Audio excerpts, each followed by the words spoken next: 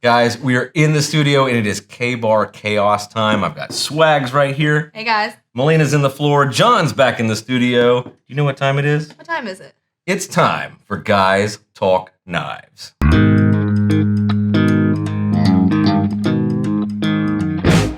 Hey guys, we are here in the studio and we are going to talk some K-Bar knives tonight. I'm excited. What have you been into? Playgrounds, guns, and not all at once, but those are the things I've been doing. Yeah, you probably shouldn't take the guns and the knives to the playground. Well, no, I had to take my knife once because I got my belt loop stuck on the monkey bars. How high can that voice go? About the dolphin level, I can speak to dogs, really. The dogs in the whole neighborhood just went, whoop! Swags is talking. She has dog biscuits. She never has dog biscuits. That's true. She's a tease that way. No, I have bacon strips. Come on now. Well, that's good stuff. That is the good stuff. Right? Kind of like the American-made goodness and stuff we have from K-Bar today. It's kind of awesome. I asked you to look up and find out some stuff about K-Bar. What did you find out there? Okay, so this one? This big thing right here? Yes. Uh-huh. It's like a slaughter knife. It was for everyone in the military. And that is to make sure extra blood comes out. So that's gruesome. That's gory. Kind of not exactly the history we were looking for, but K-Bar is an American-made knife company. Is an American company. They've been around for a long time, and in World War II, they pitched this fighting knife to the Marine Corps. And they made a few little adjustments, and then everybody on the planet had one of these if you were in the military. Army, I was about to say, I was like, Navy, Coast Guard, I wasn't alive. tons of these. And what's so funny is they had to make so many for World War II that other companies started making them, but everybody kept calling this K-Bar. That's right. So this knife is known. In fact, I was watching Murder TV, which I love, Discovery ID the other day. Any particular reason? Well, I like it because I can leave it on and do work, and I just don't have to pay attention. And when you hear and he dragged her to the bed of the creek, they found her body here. And you perk up and you watch it, and you catch a little more, and then you follow the rest of the episode. But the thing was, they kept saying that they thought the murder weapon was a K-Bar knife. And they said K-Bar 6 times. And it turns out it wasn't even a K-Bar knife. It just had the stacked leather. It just looked like a K-Bar? It just looked like a K-Bar. It's like Band-Aid. That's right. Yeah. It's kind of crazy. We've got a whole bunch of K-Bar to show you here on the show. And we're going to start off with, the K-Bar TDI folder? Yes. Tactical folder, guys. Check this out. Let's go right here. Look at that. John, I did it right. Can you believe it? Tell us on the first try. I did. We've moved the knife position, so we're not way down here now. I'm going to try to get this right for everybody on the show. Well, occasionally we have to make improvements, right? Of course. I have to do it all the time. You always let me know that. So, guys, if you're listening on the podcast right now, what I'm holding is a good-sized tactical folding knife. It is a manual flipper, and I actually really like this. It's all blacked out. Hit the highlights for us on this. Surely they heard the snap on that. It's got great action. Absolutely. Well, this is the manual flipper, like you said. It's got a 3.5-inch AUS 8A stainless steel spear point blade with the black coating. Nice. Which is something we both like. It's got the G10 handles. It's a frame lock. It also has a tip-up pocket clip. It's 4.75 inches closed and 8.25 inches open. Nice. So it's a good size. I mean, it is. If you really needed to use this, I'm going to go back up here, John. If you needed to use this, okay, you need to quit using this at me. I'm not going to use it at you. I'm just demoing. You're thinking about it. That this is shaped in a way that you can really get on it. I'm going to hand it to you. I'm going to close it up first. I'm going to hand it to you. That's good luck. You're supposed to close it up, right? We're just supposed to get it and exchange it exactly the same way we got it. It's nice, though. Is that the only superstition on knives, or there's probably some other stuff out there. Aren't you supposed to know? Maybe. Been in this business Maybe I'll share that knowledge with you at some point. Probably not if I keep talking. What do you think of this? I like it. I always like it. I feel bad because every time I pick up a knife, I'm like, oh, this is pretty, and I'm like, am I supposed to use pretty as a? Sure, why not? I think it's pretty. I think that is a sexy knife. I think it's pretty badass. It's all blacked out. It's got and it's not. It's got the matte finish too. I like that. Right. What is the price on that one? $50. $50 on this, almost 9 inches. It's just to me, it is a nice little, I have to remember to do that. Yeah, move your arm back. Yeah, right there. It's a nice TDI tactical folder. It's kind of nice. It is kind of nice. No, it's really nice. Okay. Come on, get on the same level as us. Fine. It's really nice. Let's talk about the next folder that's in the list. Ooh, look, she flipped her notes and got it right just then. This is from, we learned today, guys. I wanted to say Jarosz repeatedly. Jarosz. Well, I wouldn't. Because it looks like that. Jarosz is the name of the designer who designed this knife. I don't know how you're getting oats. OSZ, oats. Like it's foreign. Oats. Oats. Jarosz. I know, it sounds like but you know, apparently it's Jarosz. Jarosz. Jesse Jarosz designed this knife right here, and I dig this thing. I know, we have to watch his video on schooling everyone on how to say his last name. Apparently it's a thing. You must really have like your name messed up a lot if you got to make a whole video just to explain what it means. Like, I feel bad for him. That's why I like being Andy. Swags is pretty darn easy too. Actually, right? You know how people say Swaggerty wrong? They're like, they try to go German with it. Is it Spaggerty? I'm like, no, it's just Swaggerty. You know the sausage? That's me. That's hilarious. So let's talk about this one, guys. I'm going to put it down here so you can see. This is the K-Bar Jarosz Wharncliffe folder. Tell us about this one, Swags. Well, as you said, it's designed by Jesse Jarosz. It's a manual flipper folder. And it's got a 3.4-inch AUS 8A Wharncliffe blade with the satin finish. It's got the tan G10 handle scales, which I'm learning more about. Yes. It's also got a frame lock. It's a reversible right side carry pocket clip, so you can flip it over however you want it. Right, you can do this one tip up or tip down. It's not going to go on either side. It is just a right side pocket clip, but it is going to be able to go up and down. And what was next on the list? It also has a lanyard hole. Lanyard hole. Lanyard holds. That way you don't drop your knife when you're killing somebody, apparently. Well, you don't have to kill somebody with your folder. I mean, you could be working on a piece of wood here doing some feather sticking with this thing. Yeah. It's 8.4 inches overall. And it's also available in the Spear Point version. Oh, that's cool. Yeah. So this is just a no-nonsense. If you're listening on the podcast, this is just a no-nonsense, full-size Wharncliffe folder.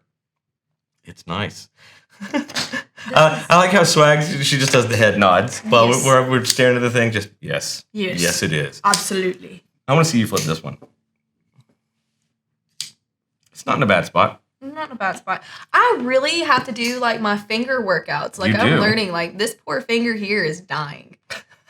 It's dying. We bring her in for promos one day a week, so she does all these promos one day a week, and boy. Every now and then there's one that you just got to get at the right spot, and I can't. My finger doesn't find the right spot. My finger finds all the bad spots. We'll spend like 15 minutes teaching me how to open a knife. I think that's true of any flipper folder out there. Is that you have to find its sweet spot. Did you notice the jimping that's on that? I did. It's in a couple different spots, which I think is really cool. And that's for like grip, isn't it? Yeah, so it's going to help you hold this. I'm going to put it back down here, John. I have to do that every time. It's really freaking me out. Look at you. You're like a little princess. You go from this and you're like, boys. I always wanted to be called a little princess on this show. Oh, Ariel. Jimping right here along the spine, so you can really get down on this here. And then notice that you have jimping in the frame lock itself and at the base where you're going to grip in your palm. I kind of really like that. What was the price on this thing? $80. How much? In a voice that the people can hear? I'm sorry, it was an $80. $80. I was talking to the dolphins for a moment. $80? $80? That's a nice knife. And that one was made in the USA, right? No, it is not. It is made in Taiwan. Or is it? No, Am I wrong? I believe it's made in the US. Oh, no. That's another word that looks like that, but it's not. I have to learn to read sometimes. It'll help me. Reading is fundamental. That face was priceless. You're gonna own me after this episode. I feel it coming. No. Just you wait till next year on April Fools. Let's see what my prank is. That's hilarious. Yes, your blooper reel was actually really good. Next up. The Sporks. Man, we sold a ton of these things. Sporks or the K-Bar. Oh, so you're going to take the green, the black, and leave me with the brown. I am, because of the military colors, brown is not my favorite. You get the one that matches the chocolate pudding. Your chocolate pudding. Funny. This is a tactical Spork by K-Bar. They have sold these before. They've done them in red, white, and blue. The new thing that's happening this year is that they are in military colors. Green, brown, and black. What are these made out of? Acrylamide. It's like I'm surprised by how sharp this actually is. So this is a polymer, and it's a plastic polymer. I'm going to show you the knife down here when we get into this space that I'm supposed to be in. No, I can't remember to do it. To the left. Acrylamide is actually safe for food, and all of that stuff. So you can wash in the dishwasher, you can do whatever. A lot of your different plastics, they harm you when you put certain things in them, like contacts and thank you, that kind of thing. I remember, well aware of it. But this is all made of Grillamid, and this has a serrated knife on the inside, which I thought was a really kind of cool design for a Spork. Take this camping. Yes, I like this one. I knew you would like this one. We've actually done a Spork before. I think I like this one better.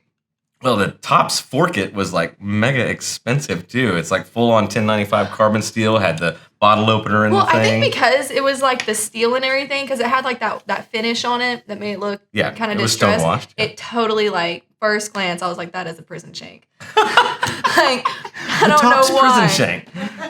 Hilarious. I mean, it was actually really cool whenever we looked at it, but. Oh, no, I totally agree. This is awesome. These are fun. $20 for a set of 3. So only 3 people can eat. When you go camping, you better bring 3 or everybody else is going to have to starve. Or maybe you could get a second set. I mean, you can do that too. Yeah, everybody can just share a spoon. You just line them up in like factory style lines with balls. I mean, if people are going to be nice enough, if it's me, this is mine. Kid Show Road. I like that it has. I'm going to show down here, John. Look here. I like how you're going up with 2 hands. I couldn't remember where I was going to have to show that. But see that little hole? That's a little drain hole. So like if you if you got it all wet and there's stuff down in here, the liquid's gonna come out. Now, see, I'm thinking ahead. What we need to do is put dipping sauce in there. That's actually a fantastic idea. But also, wouldn't it be like, I don't know, I might be just completely wrong, but you know how lollipops, there's a little hole at the top of them? Sure. So it's where, like, if kids were to swallow it or do something like that, then they can still breathe. Right. So in a sense, that's so what you're saying is, if you eat the tactical Spork. Well, I'm not personally going to eat it, but if like my dog came by and like huffed it down, I can't stop him. I'm not going to like reach in there and take it from him. Like, so you want it, you can have it. This tactical Spork is also dog friendly and kid friendly. That's right. $20 for the set of 3. Probably should still give your kid guys. If you're going on picnics and stuff this summer, check these out because I think that's a nice little addition to your pack. Heck, I would throw a set of these in the car just in case. I'm totally getting these today. I know you are. I know we've got the shopping list. Guys. The one thing, we've turned Swags into a knife fiend, and so when she comes in, she's like, "Well, tell me about this thing. Tell me about that thing, because I'm going to get that." Is broke Swag's bank account? Well, I'm so sorry. I don't think really. You are. Guys, we're brought to you by Smoky Mountain Knife Works, smkw.com, the world's largest knife store. If you're not liking, sharing, and subscribing to these videos, please do it. Yeah. Please do it. It helps us get out there in front of more people. We're going to take a short break here in just a second, but I wanted to tell you, if you haven't been on the website in a while, you need to go. 22,000 products at smkw.com, including everything you've seen so far, the TDI folder, the Jarosz folder, and those fabulous tactical Sporks. We're going to take a little break. We're going to get back to some more K-Bar knives in just a second. That's Swags. I'm Andy, and this is Guys Talk Knives. What's up, guys? It's Swags from smkw.com, and this is a Cold Steel Tough Light. And it's a great little EDC that you can either put in your pocket or you can carry on a lanyard. And it's got a 2.5-inch AUS 8A Wharncliffe blade with a thumb hole. Now, the polymer handle is grippy, it's light, and it's ambidextrous, so you can put your pocket clip on either side. It's also a lockback, and it's $40. And because it's a lockback, I'm going to go get somebody to close it. But y'all go check out smkw.com. And we are back with more Guys Talk Knives. That's Swags. I am Andy. What are we talking about today? We're talking about K-bars. K-bars. I've never heard plural of K-bar. Is it K-bars? Is it like deer? I don't know. Is it like octopus where it turns into octopi? I don't know. K-pie. So I'm wondering if we're looking at a bunch of K-bar, or are they a bunch of K-bars? What do you say? Dude, I went to Carnes. You really want to ask my opinion? I shouldn't say that. I'm just kidding. I love Carnes. Love you guys. Even life. K-bars. Let's talk about this single mark. What is it? It's a single mark 1095 carbon steel fighting knife from K-bar. Come on, get it together. This, guys, I really dig this knife because it is an exact replica of the original USMC fighting knife from K-bar. It's pretty awesome. Hit the specs on this just so they know. It's 7 inches of 1095 carbon steel Crewman clip point blade with the black coating. Yes. Yes. And it's got the stacked leather handles, which I think is really cool. I really like that feature. Yes. It's 0.16 blade thickness. It's a 5-inch over an eighth inch thick. I can't say. I don't know my. No, I know you don't. I know it's all good. I'm just pointing it out for the people on the podcast. It's over an eighth of an inch thick. It's got a 5-inch handle. It's 12 inches overall. It also comes with a nice leather sheath, and it's made in the U.S. It is. It's made right here in Olean, New York, where K-Bar makes their knives. I had no idea it would be in New York. I really didn't think it would be in New York, of all places. There's a lot of places that are in New York that are not New York City. Well, right? I've not been in New York at all. So there's a whole triangle up there where they used to make things like this all the time. Bradford, Pennsylvania, where the case factory is and all of that stuff. So there's a whole manufacturing center that made a bunch of this kind of stuff and a whole bunch of other kind of stuff. I can dig it. Yes. I like this because it harkens to the history of the knife. Mm-hmm. And what it hasn't done is designated it to what branch of the service you're in. So a lot of these end up saying USMC right here on the tank stamp. This one just has the K-Bar Olean, New York tank stamp right on it. It's because everybody used it. Marines, Army. Well, they did. And what you end up doing is you find ones that have the markings for Navy, Army, USMC, and that kind of stuff. What you don't find one is without the markings. What this one lets you do, which was kind of awesome, is if you wanted to have this personalized, you could. So you could put your own stamp into it. So you're telling me I can put swags on that? You could put swags on this. I'm going to put swags with a smiley face. I think that would be hilarious. So like the last thing someone ever sees from me is like swags. Okay, so let me tell you something that I've learned from watching murder television. Don't tell an audience that you're going to kill people before you actually do it. I don't plan to kill anybody. If I was going to do it, I would Psycho killer. No, listen, I don't actually plan to kill anybody, though. If I did, I'd be quiet. The other thing I learned from murder TV is that that's what they say every time. Well, that's what everyone says. Duh. Innocent, guilty, we're all going to say that we're not going to kill someone. So your little smiley face. Look at the smiley face. Let me take you down. Well, I mean, never mind. I'm not going to get into this. We're going too far into murder television. It has the nice leather sheath, which is actually like the original sheath as well. Are you like the original sheath as well? I am not. I am not leathery and good. I am soft, white collar, old. It is what it is. This, guys, how much is this thing? Actually, $83? $83. That is not bad at all. Not bad at all. You're getting, 1095 Crowman steel. You can be able to sharpen that up straight away. It's a nice knife. I like the idea that it is not what you're normally seeing from all of the different...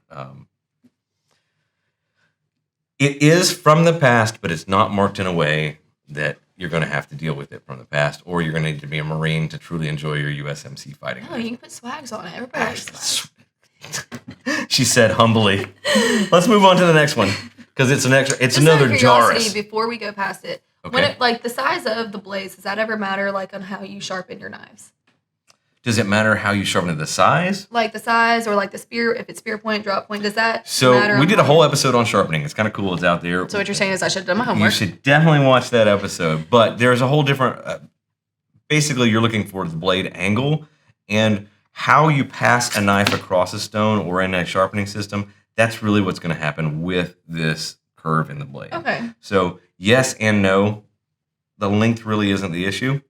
But really, if you're going to sharpen, you only do it one that way, right? You don't go back. You got to watch this video. I need to watch promise, because there's a lot more to it. You're gonna learn me some stuff, aren't you? I am not even good at it, but Jason Harrington Lefty came on the show and he did that for us, and it is amazing. All right. Nice. Let's talk more Jarosz. What's this one called? Come on. Hold on. Come on. You gave me. Is that the Globetrotter? It is the Globetrotter. What kind of names are people coming up with? Sometimes I think there's a giant basket of names and they just pull one I got Globetrotter. I feel like they're like, oh man, someone's going to have to say this on TV one day. They won't even be able to pronounce my name. But they'll get Globetrotter. I almost said Globetrotter, so I'm glad I said Globe. So, our partnership with and sponsorship of Chris Tanner, who does Prepared Mind 101, he's got great following on YouTube right now. He did the Jarosz Turok, T-U-R, which is another crazy name, T-U-R-O-K. It's like the bigger version of this. This is the Globetrotter. It is heavy. Hit the specs on this. If you're listening on the podcast right now, this is a smaller fixed blade full tang knife that I kind of really just dig. Hit the specs on it for us, Swags. It's got a 3.5-inch, 1095 Crowman carbon steel drop point blade. Crowman, that seems like that's something he uses a lot. Yeah, it's the 1095. It is a chrome vanadium. It is all of that Crowman in there. It's nice. This one also has the black coating. Like you said, it's a fixed blade with a full tang construction. It's the ultra mid handle with the double rivets. It also has a lanyard hole, brown nylon sheath. The blade thickness is about 1.65 or 0.165. Oh my god, that would have been huge. 1.65 would be a pretty thick knife. I don't even think you could use that as like a knife anymore. That's a block. No, probably not. Yeah, you'd just be slugging people. It's 7.6 inch overall, and it's made in the U.S. So think about this. We did that bird and trout knife from CRKT. Mm-hmm. We just looked at the CR 2.5, which is going to has come out, and you've done it on one of your promos. Think about the size of that, and then think about the size of this. I'm actually going to hand you that knife. Do you remember how those were? They were slim, they were small, they were skinny. Does that not resemble that knife's big brother? It does. Now, does it not also remind you of the bigger knives that we've had, but just a slightly smaller? So it's a big sister. To me, it is a good camp knife for all your little detail work. I'm sure that Jarosz is gonna call this a tactical folder. He calls almost everything, or a tactical fixed blade. I was gonna say he's gonna be wrong about that. Yeah, probably. Even if he it's gonna be a tactical fixed blade. But I'm gonna say that he probably calls this tactical. But a lot of people are gonna use this around a campsite. It's got the nice drop point on it. The black coating on the 1095 is gonna keep it nice and. It's got like a nice weight. I don't know why. When I feel stuff that's heavy, I'm like, oh, this is nice. I do the same thing with makeup. I don't think that's overly heavy. I think that's just a great weight. I think it's balanced really, really well in the hand. I think when Chris Tanner did his Turok video, he really liked that knife because it was balanced the way it was. I think that Jesse Jarosz does an amazing job of balancing his designs. Yep. I like it. And it comes with this pretty little sheath. I give it back the way that you handed it to me. Yee. Yee. Yee. All right, come on. No dirty papa voice. Look, it's got the Molly compatible system on the back so that you could mount this into your pack anywhere. See these straps? They go both ways. Yeah. MOLLE, Molly. How do you do it? You pop this and see your different. Your pack has these same things on the outside. Pack of what? Your backpack? Oh. Your pack of smokes. Well, see, on the side of your Luckies, you can just strap this right in. I don't know what kind of backpack you have. Mine's Tweety Bird. It doesn't have no extra stuff on there. So people that might carry a tactical fixed blade probably have Molly compatible vests. They have Molly compatible. This is all from the military. Let me tell you, I might carry that, and I'm still going to carry Tweety Bird. I totally want to see you carry this for a week. Put it on your hip and just do that. Oh my gosh. You know how many people would be like, no, My whole family would be like, no, you're not allowed in the house. Sorry. Get out. It's because you're dangerous. Dangerous as it is. Yeah, well, put a knife on your hip, you become more dangerous. I know. Let's talk about this Ethan Becker right here. Ethan Becker makes some big mohunkin knives for K-Bar. Your face was priceless. What's this one called? Put it right down here. A Crewman. A Crewman. Is it Crewman or like Crewman? I feel like Crewman makes me feel like cumin. It's like a Navy crewman. Like a crewman. Then I'd say Navy Crewman. It's not like Seinfeld's Newman. It's a crewman. Hit the specs on this. We're looking at another fixed blades, another full tang. Run through that. Don't run through it, though. I love how your little piece of paper ends up in my shot. I'm sorry. That's the fabulous part of that. Tell us about the Ethan Becker Crewman. It's a 5.5 inch 1095 Crowvan carbon steel clip point blade with the black epoxy powder. Come on now, I can't even talk today. Use your words, Swags. Use your words. With the black epoxy powder coating. Let's start again. Okay. How big is the blade? 5.5 inches. And what is it made out of? 1095 Crowvan carbon steel, and it's a clip point. And what does it have on it? The black epoxy powder coating. What does that do for us on a 1095 blade? What does that epoxy coating do for us? Doesn't that protect it? It does, because 1095 rusts and corrodes. So that's why it's there, and that's what protects us. So hit some more of these. It's got the flat grind. It's a black ultimate handle with the triple rivets. Can you show me that? Is that what that? Okay. Yeah, triple rivets. 1, 2, 3. And these are the handle scales. So I can, with these triple rivets and the way they're into this, I can actually take these off and clean this entire knife. I can pop these off. Oh, I like that. I got crafty and I want to make my own handles, I can make my own handles for this Ethan Becker.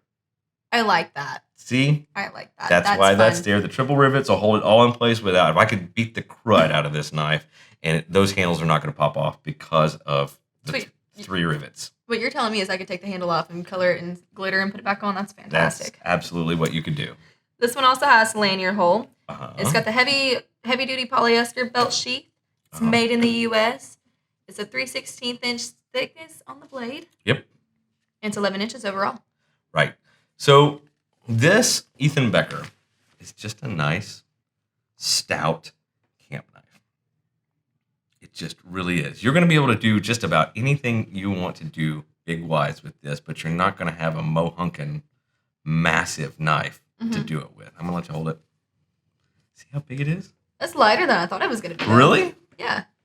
I was like ready for it to do like a good drop on me, but no, this is actually not that No, good. it's a thick blade. It's a nice knife. You thought it was going to be like pull your arm down heavy? I don't know, but man, do you always have to make it so dirty? I do. Wash your hands. I have to wash my hands. I do because that's what I do with knives. I make them dirty. Your nylon sheath that comes with this has the pouch on the outside for like fire starter and that kind of stuff. And is it Molly compatible? It is. It is. I knew what you were asking me, but I didn't know what the word was. It got lost in the cerebellum. We always laugh that it's Molly. It's called Molle, Molly, but we say it's Molly compatible. It's like, who is this Molly chick and why does she need to be compatible with everybody? She kind of laughed, but she didn't really. It was funnier with Jason. I'm going to bring him back. Give me this. I'm not giving you anything. How much is this? It is $90 now that you waved it at my head. I didn't wave it at your head. How much is it? $90 for this Ethan Becker. Again, this one is made in the USA, right? In Olean, New York. You put that on there twice. It's really made in the USA. It's double made in the USA. Yes. 11 inches on this bad boy. What was your favorite thing we looked at today?